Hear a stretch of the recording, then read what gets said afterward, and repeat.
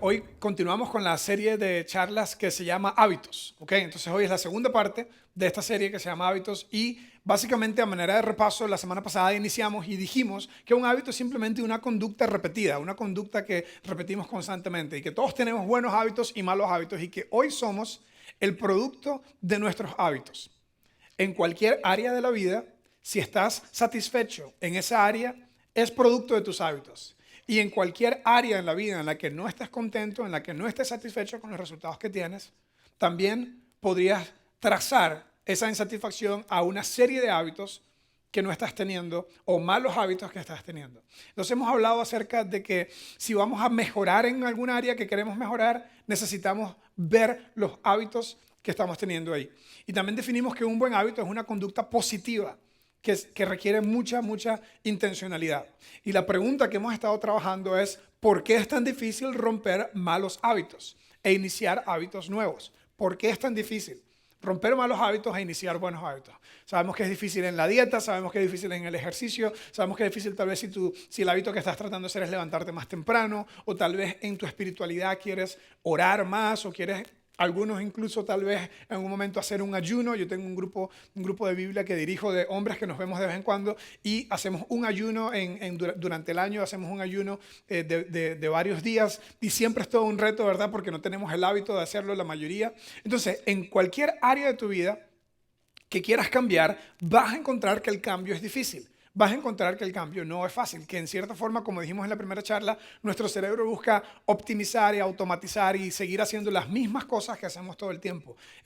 Por eso somos seres de costumbre, nos acostumbramos a las cosas que hacemos. Entonces, si quieres ver mejores resultados, tienes que poner atención a los hábitos que tienes que cambiar. Y para responder esta pregunta de por qué es tan difícil romper malos hábitos e iniciar nuevos, la primera respuesta que tuvimos la semana pasada fue: subestimamos las pequeñas decisiones. La mayoría de la gente que es exitosa en cualquier área es exitosa porque toma buenas pequeñas decisiones. Es decir, si tú quieres correr un maratón, la forma de correr un maratón es empezar corriendo 5 minutos, después correr 10 minutos, después correr 15 minutos. Y en esas pequeñas decisiones buenas, incrementales, vas a poder lograr esa meta grande. Parte del libro que estaba leyendo acerca de eso se llama Hábitos Atómicos y una de las cosas que decía es que las metas están sobrevaloradas, pero las pequeñas decisiones están subvaloradas. Y si le ponemos atención a pequeñas decisiones, vamos a poder lograr grandes cosas.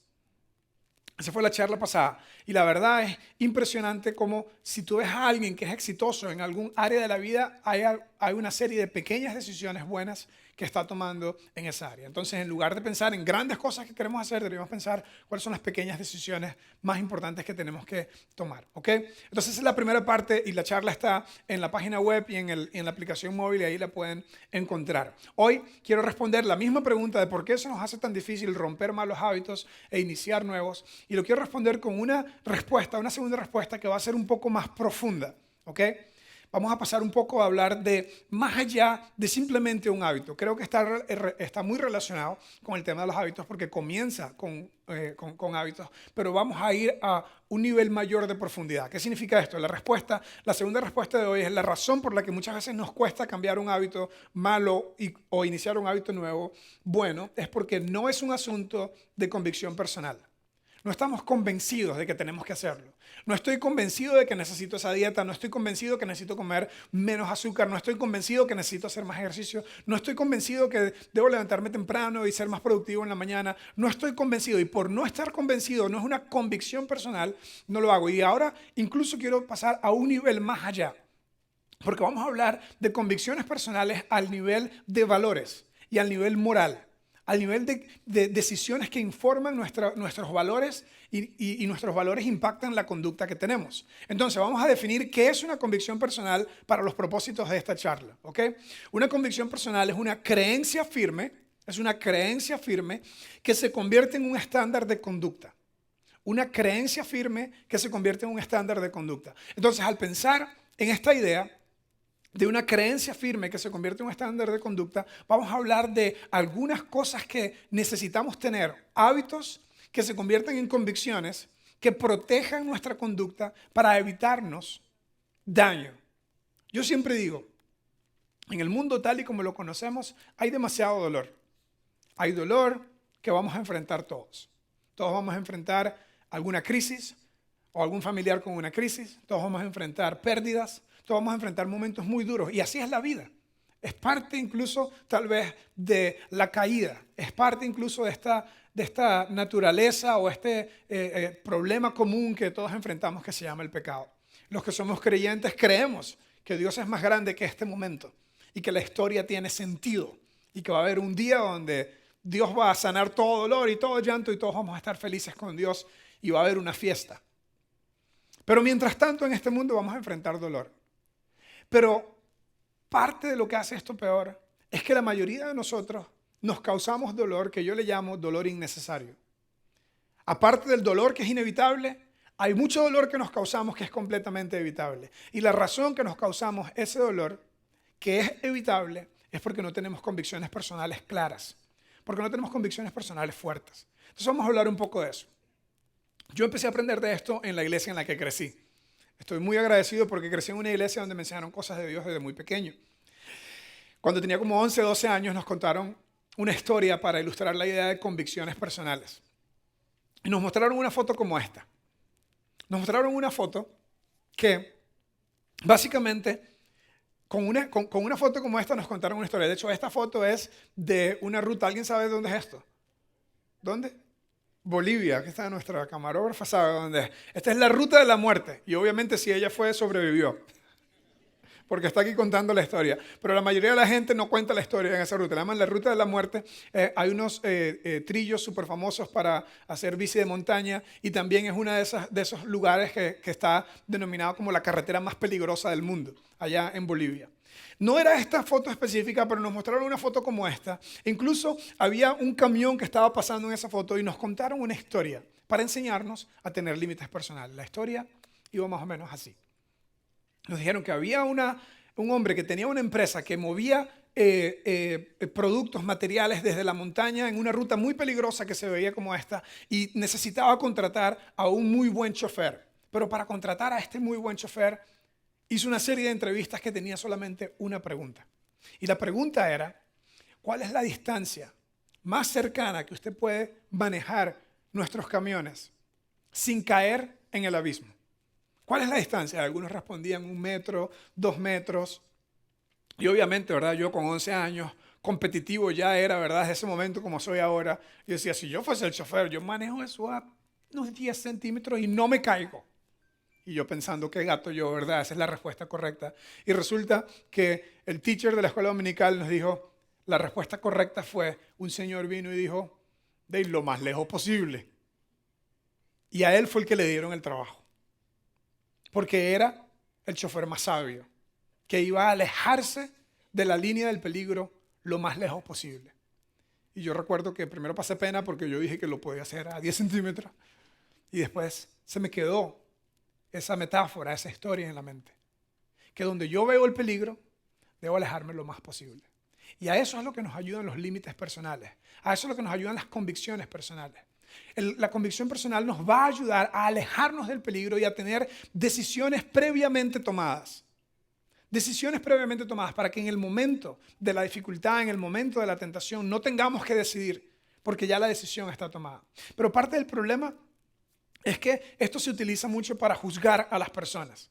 Se utiliza mucho para juzgar a las personas y no debe ser una herramienta para juzgar a la gente, sino más bien debe ser una herramienta para ayudarnos a tener mejor dominio propio y a tener mejores decisiones ya tomadas. En el libro de Proverbios se nos da un versículo acerca del dominio propio que dice así. Dice, como ciudad sin defensa y sin murallas es quien no sabe dominarse. Si no te controlas a ti mismo, si no tomas una serie de decisiones preestablecidas en el momento de la presión, en el momento de la prueba o en el momento de la tentación, va a ser muy tarde para tomar esa decisión. Entonces, vamos a hablar por un ratito de convicciones personales, que es más allá que simplemente tener buenos hábitos. Comienza con hábitos, pero va más allá de los hábitos. Pero tengo que decir también que las iglesias y las religiones han utilizado estos temas para juzgar y para flagelar y para rechazar a las personas. Y ese no es el espíritu y ese no es el propósito de esta charla.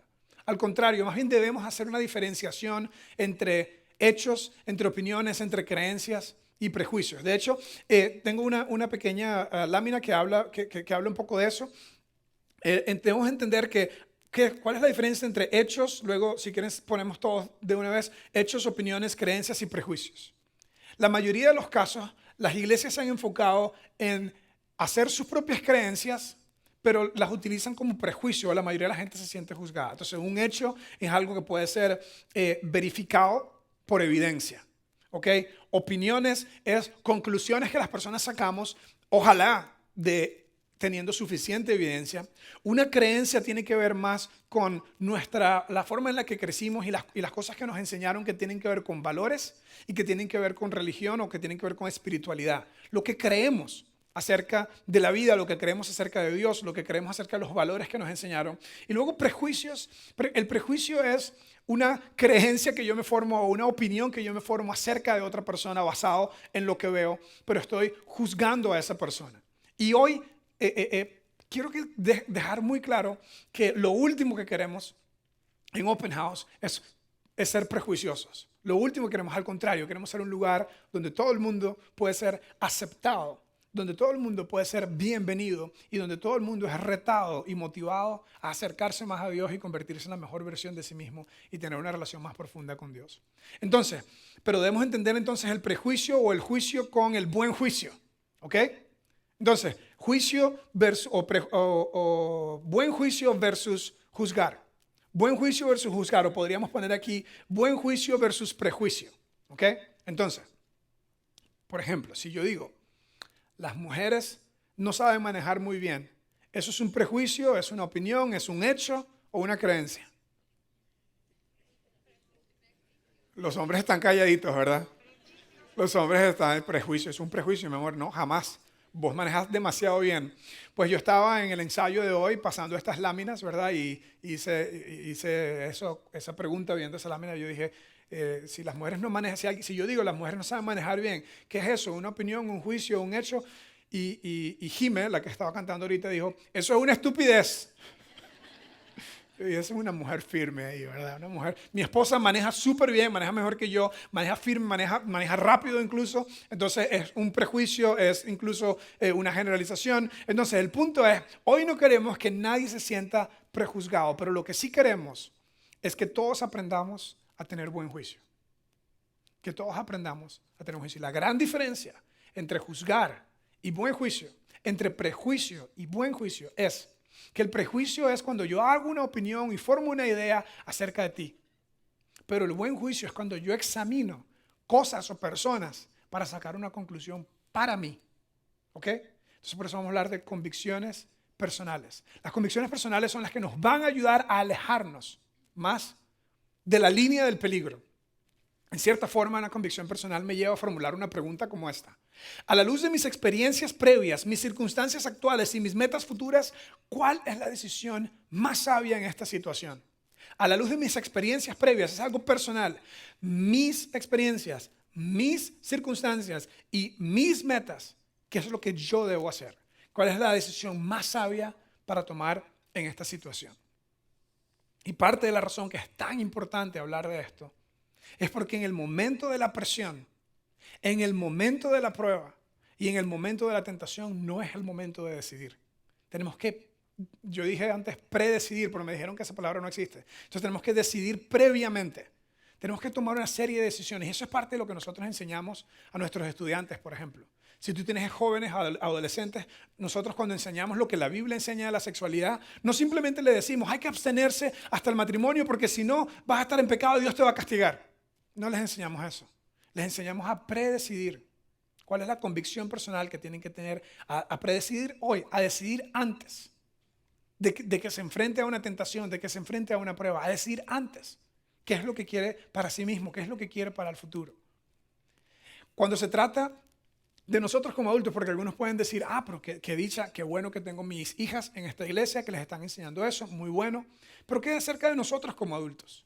También vamos a enfrentar presiones, también vamos a enfrentar tentaciones, también vamos a enfrentar pruebas y necesitamos tener convicciones que nos ayuden a estar listos, a haber decidido previamente para que en el momento de la presión, de la tentación o de la prueba podamos estar listos. La mejor historia que ilustra esto en la Biblia está también en el libro de Daniel, que estudiamos la semana pasada. En el libro de Daniel se nos cuenta esta historia. Sucedió cerca de 600 años antes de Cristo. En el tiempo del imperio de Babilonia. El imperio babilónico fue el que conquistó después del imperio de Egipto, y parte de lo que ellos hacían en este tiempo era que conquistaban a través de asimilación. No solamente conquistaban diferentes reinos en diferentes lugares del mundo de aquel momento. Estamos hablando de 600 años antes de Cristo. ¿Y América comenzó cuándo? El descubrimiento de América fue en 1400. Están todos los profesores, todos los teachers. Entonces, América no había salido, no estaba en ningún lado en el mapa todavía, y el mundo conocido era este. Este era el centro del mundo conocido. Y había pasado el imperio egipcio hace ya varios años, y el imperio que estaba reinando era el imperio de Babilonia. Parte de lo que ellos hacían era que conquistaban una ciudad y ponían sus gobernadores ahí, pero al principio del imperio, en la primera fase del imperio, lo que hacían era que reclutaban personas de todas partes del mundo para llevarlos a Babilonia y asimilarlos a la cultura babilónica. Entonces, esa es la historia del libro de Daniel. Un grupo de jóvenes, muy jóvenes, habían sido reclutados forzosamente para llevarlos a Babilonia y ponerlos en un programa de entrenamiento que duraba 3-4 años. Los ponían después en posiciones de influencia en el reino de Babilonia y después los enviaban a diferentes lugares a ser gobernadores o a ser líderes políticos o militares en diferentes lugares. Y esa era parte de la manera como mantenían al imperio, a la gente subyugada. Pues en ese grupo de personas que reclutaron forzadamente estaba Daniel y sus 3 amigos. Y la primera historia que vimos de Daniel aparece en el capítulo 1, rehusándose a comer ciertas comidas que le ofrecían en este lugar. Esa fue la primera pequeña prueba. La primera pequeña decisión, como hablamos la semana pasada. Pequeñas decisiones terminan teniendo un gran impacto. La primera pequeña decisión de Daniel fue no comerse un chanchito y no comerse un montón de cosas que le ofrecían. Pero como pudo tomar esa pequeña decisión, él y sus amigos pudieron tomar decisiones más grandes después.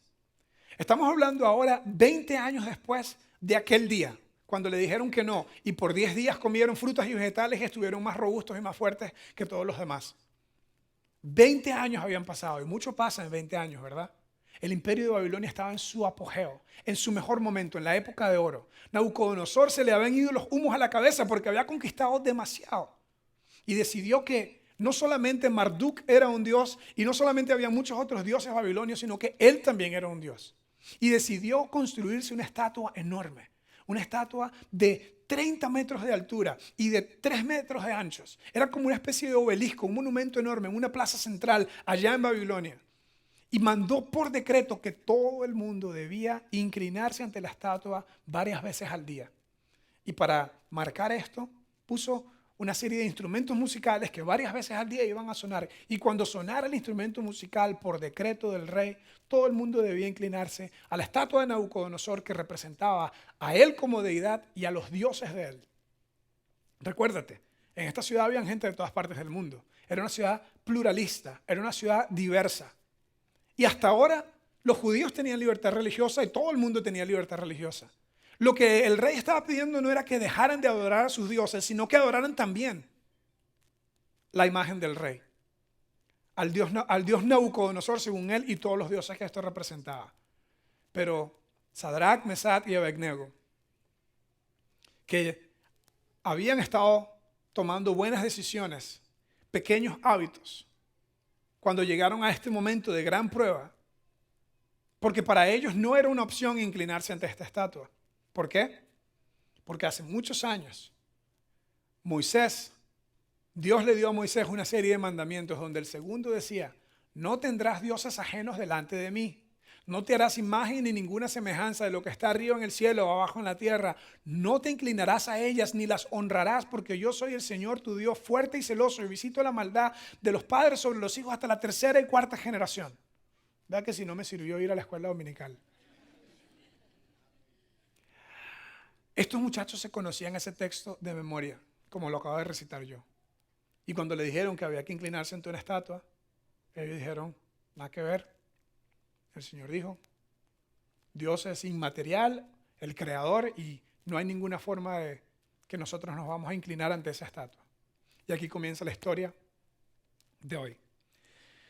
Al oír esto, el rey Nabucodonosor se enojó muchísimo. y mandó que llevaran a estos 3 judíos o que les trajeran a estos 3 judíos. Cuando ellos se presentaron ante el rey, él les preguntó: he sabido que ustedes no adoran a mis dioses. Aquí está una importante frase. La estatua era la estatua del rey Nabucodonosor, pero representaba su sistema de religión, su sistema de creencias, sus dioses.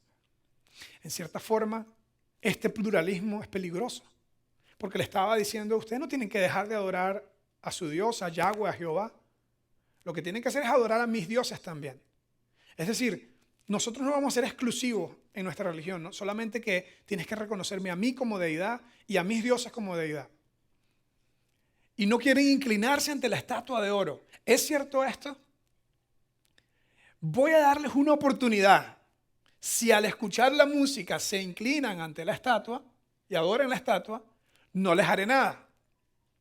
Pero si no la adoran, ordenaré de inmediato que los echen al horno. Ahora, en estos tiempos antiguos habían diferentes tipos de tortura y habían unas casas que eran como unas cámaras de gas, unas casas que estaban llenas de fuego y ahí torturaban. Parte de la tortura era una especie de pena de muerte, ahí tiraban a las personas. Y les dice: y ya verán que no habrá Dios que pueda salvarlos. Si ustedes no están inclinándose ante mi estatua porque creen que su Dios es más grande que el mío, se inclinan solamente ante el Dios de ustedes. Y ya van a ver, como yo soy el rey, como tengo el poder, si ustedes no lo hacen, los voy a tirar al fuego y Dios no los va a poder salvar. Este fue el momento de mayor prueba y de mayor presión. Su propia vida estaba en riesgo. ¿Qué iban a hacer Sadrac, Mesac y Abednego? Ya ellos lo habían decidido, porque tenían convicciones personales claras y establecidas, porque tenían tiempo viviendo diferente, porque aunque estaban en Babilonia, no eran de Babilonia. Y aunque no estamos hablando de 3 muchachos que no tenían nada que ver y que no tenían vida, ¿verdad? Estamos hablando de 3 muchachos que se habían convertido, tendrían probablemente 35, 40 años en este momento, y se habían convertido en líderes influyentes en la vida política, económica y social de Babilonia. Tenían puestos muy importantes, pero no se comportaban como todo el mundo. Y esto es una de las grandes lecciones que tenemos que sacar nosotros para nuestra vida hoy. Mira la respuesta de ellos. Sadrac, Mesac y Abednego le respondieron: Su Majestad, eso no es algo que nos preocupe. La decisión que usted va a tomar no nos preocupa. Si el Dios que adoramos así lo quiere, es capaz de librarnos del fuego y del poder de su majestad. Está hablando del sistema de creencias y de las convicciones que ellos tenían. Y quiero aclarar algo aquí porque en cierta forma este texto al leerlo parece demostrar como que Dios tal vez quiere o no quiere. Lo que la traducción dice, y el Antiguo Testamento de la Biblia, especialmente el libro de Daniel, se escribió en una mezcla de idioma hebreo y arameo. El Nuevo Testamento de la Biblia se escribió en el idioma griego por el tiempo en el que estaba. Era el auge del imperio greco-romano y por eso el Nuevo Testamento está escrito en griego y el Antiguo Testamento en hebreo y arameo. El arameo es un dialecto que se desprende del hebreo. Y la frase que está aquí es, lo que ellos estaban diciendo era: nuestro Dios que adoramos nos puede salvar del horno de fuego y nos puede salvar de usted. No es que si quiere, ellos están diciendo, Él puede. Y después el siguiente versículo, vean lo que dice: pero aún si no lo hace, aquí la traducción pusieron, si no quisiera hacerlo, pero lo que el texto original dice, aún si no lo hace. Es más, la frase que dice es, si no. Nosotros creemos que Dios nos puede salvar. Creemos que nos puede salvar del fuego y que nos puede salvar de usted. Pero si no, nosotros igual no pensamos adorar esa estatua de oro. Nosotros ya decidimos. Nosotros no tenemos nada que decidir. El rey se enfureció y era obvio que iban a ir al horno de fuego. Y aquí aprendemos varias cosas claves nosotros. Aprendemos que en nuestra sociedad tal vez nunca va a estar, tus valores no van a ser amenazados al nivel que fueron los de Sadrac, Mesac y Abednego. Nunca nadie va a poner en riesgo tu vida probablemente por tus valores. Pero aprendemos también que sí vamos a tener presiones. Aprendemos que en la sociedad en la que vivimos en una sociedad que nos presiona a privatizar nuestra fe y nuestros valores y a pluralizar nuestra conducta. Es decir, lo que quiero decir con esto es, tu fe y tus creencias y tus valores es para ti. No estoy hablando mucho de eso porque me pone incómodo, ¿verdad? Especialmente ahora, ¿verdad? Con los millennials que todo les pone incómodo. Ya suena como un viejito. Tu fe es tu fe, ¿verdad? Y si yo quiero creer, no creo. No me estés obligando a creer tu fe, no me estés juzgando. Ahora, la conducta social, aquí las cosas se hacen así. Aquí hay que adaptarse a pluralizar nuestra conducta. Es decir, déjame darte algunos ejemplos. Si estás en la universidad y lo normal en la universidad es que no hables de Dios para que no me ofendas al profesor de sociales, pero que todos nos vamos a la calle de la amargura a emborracharnos y a ser locos.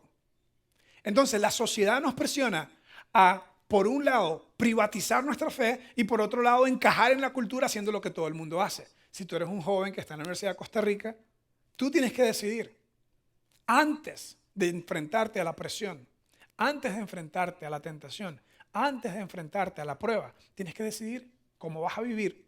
Si vas a vivir igual que todo el mundo, pluralmente con tu conducta social y privado con tu fe, o si vas a vivir como Sadrach, Mesach y Abednego, que habían predecidido que su fe era lo más importante para ellos y que sus valores eran lo más importante para ellos y que en el momento que lo que las presiones sociales se enfrentaban a su fe, a sus valores, ellos ya habían decidido permanecer con sus valores. Otro ejemplo, si tú eres un empresario o un ejecutivo, haces negocios y vives en una cultura donde la regla en el negocio es maximizar la ganancia y minimizar lo legal. Es decir, aquí en esta empresa vamos a ser legales para que no nos descubran, pero vamos a maximizar la ganancia. Entonces esa es la cultura de esta empresa. Esa es la forma como se hacen negocios aquí. Esa es la forma, si tú quieres, especialmente ahora con el IVA, especialmente con todo, pues si tú quieres hacer negocio tienes que maximizar tus ganancias y tienes que hacer lo más mínimo en lo legal. Y tal vez esa es la forma como se hace un negocio. Y tal vez tú dices, no, Julio, tú hablas así de esa forma porque nunca has dirigido una empresa. Nunca te ha tocado pagar impuestos. Nunca te ha tocado entender lo que es una planilla y lo que es un montón de responsabilidades. Y probablemente no tengo la misma experiencia que algunas de las personas aquí que tienen grandes empresas o que tienen grandes responsabilidades en el trabajo. Y si, pero lo que estoy diciendo al mismo tiempo es si la cultura es una cultura que se enfrenta a tus valores, tienes una decisión que tomar antes de la presión, antes de la tentación. Un cristiano que tiene convicciones fuertes no hace trampa en sus impuestos. Y no estoy diciendo yo que me guste pagar impuestos. A nadie le gusta pagar impuestos, ¿verdad? Especialmente ahora. Pero para un cristiano nunca se tiene que enfrentar a la decisión. ¿Será que voy a pagar los impuestos o será que no los pago?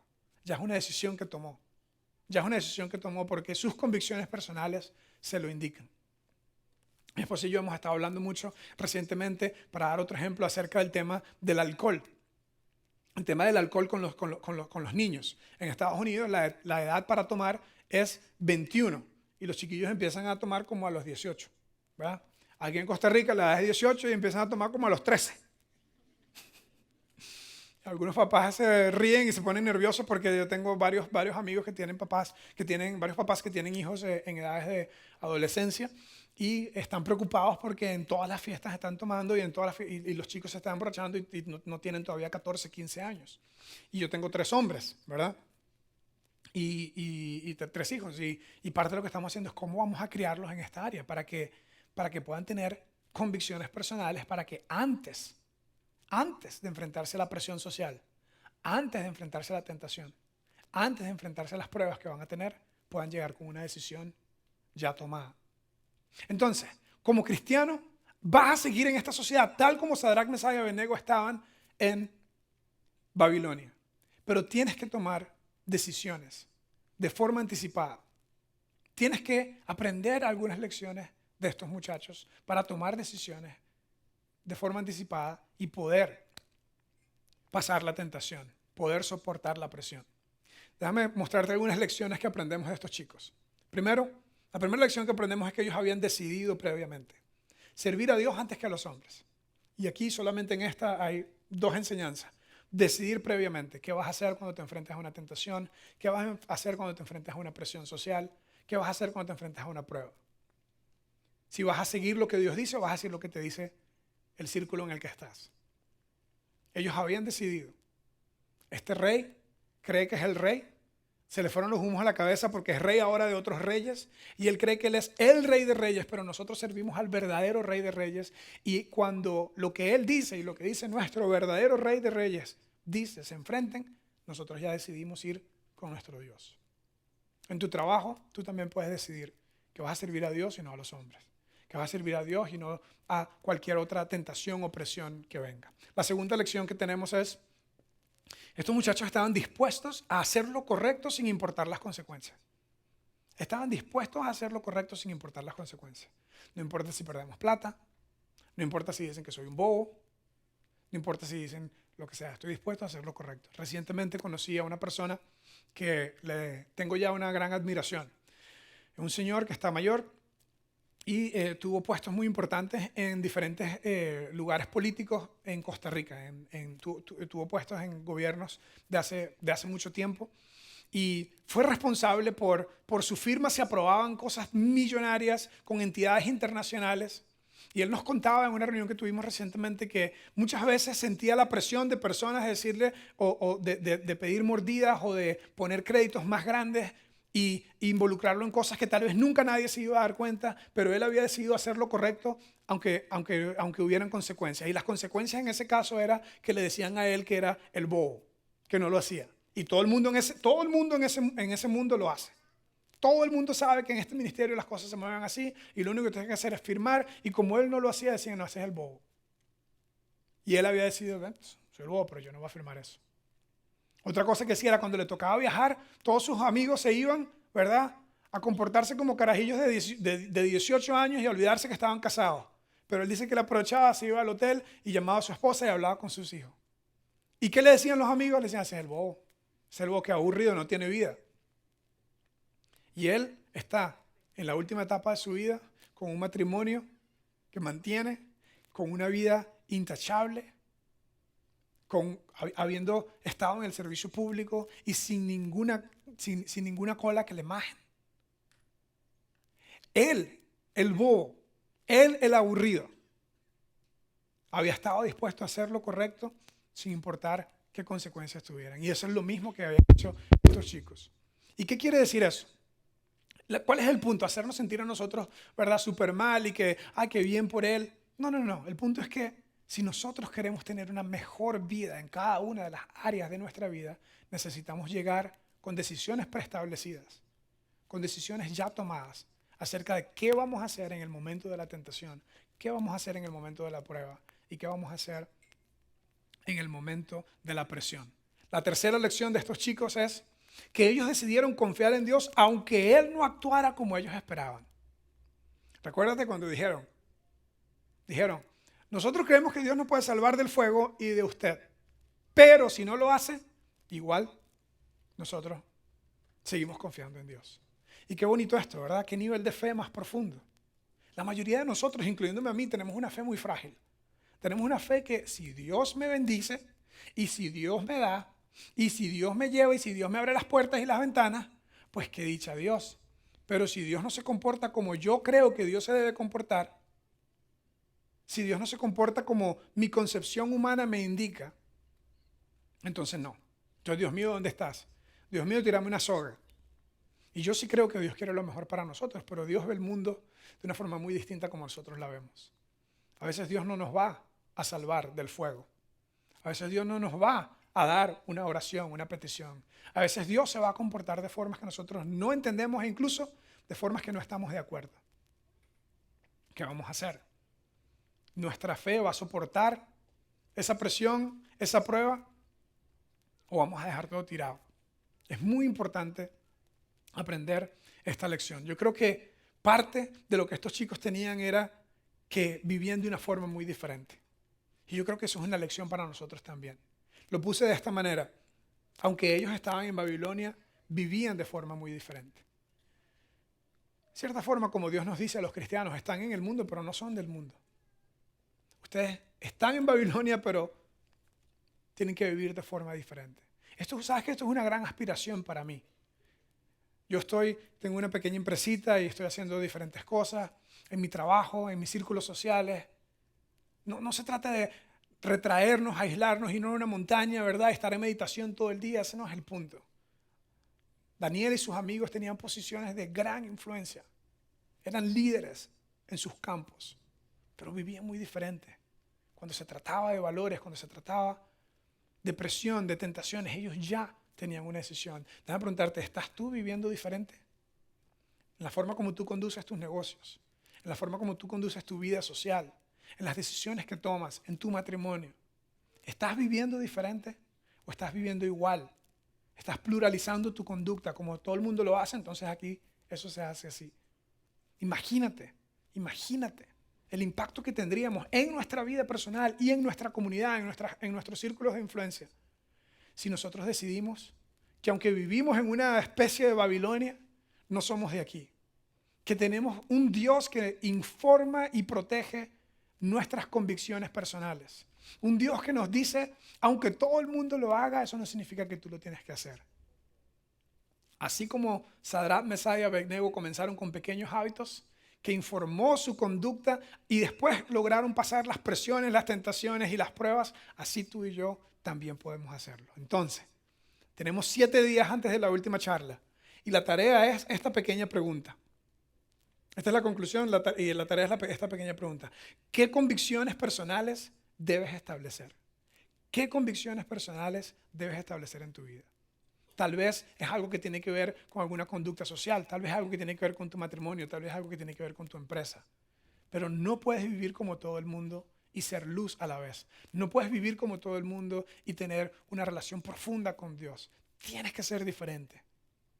Y ojalá que esto no se sienta como un juicio ni como un regaño, sino como un reto para que todos vivamos una vida tan diferente, que podamos estar tan satisfechos de que Dios nos utiliza para ayudar a otros y para tener una vida mejor nosotros mismos. Ahora sí, te muestro la conclusión y terminamos. Cuando se trata de convicciones personales, si quieres ver resultados diferentes, tendrás que vivir de forma diferente. Si quieres ver resultados diferentes, tienes que vivir de forma diferente. Sadrach, Mesach y Abednego lo hicieron y tú y yo también podemos hacerlo. Vamos a orar. Señor, te quiero dar gracias por tu palabra que semana tras semana nos enseña, nos alumbra, nos guía. A veces, en cierta forma, como que nos reta un poco. Y te quiero pedir por el joven universitario que está hoy aquí pensando qué hay de malo en de vez en cuando salir con amigos y ese no es el punto, pero que tal vez que pueda pensar en qué área tengo yo que ser diferente. Te quiero pedir, Señor, por el empresario, por el ejecutivo que estaba entre nosotros, que está teniendo presiones a tomar decisiones que implican dinero, que implican reputación, que implican un montón de cosas, que puedas tener unas decisiones ya tomadas de hacer lo correcto porque eso te honra a ti y no por temor a una consecuencia. Te pido por las personas aquí, tal vez las parejas que no tienen necesariamente una serie de convicciones acerca de su vida social, de cómo se comportan cuando viajan o qué sé yo, que puedan proteger esa unidad tan hermosa del matrimonio con convicciones fuertes para evitar caer en el abismo. Y gracias que tú nos das la oportunidad de tener un espacio como este para recordar estas cosas tan importantes. En el nombre de Jesús. Amén. Muchas gracias por haber estado con nosotros. Si estás visitando, me encantaría conocerte y con los demás nos vemos en 7 días para la última parte de Hábitos. Muchas gracias.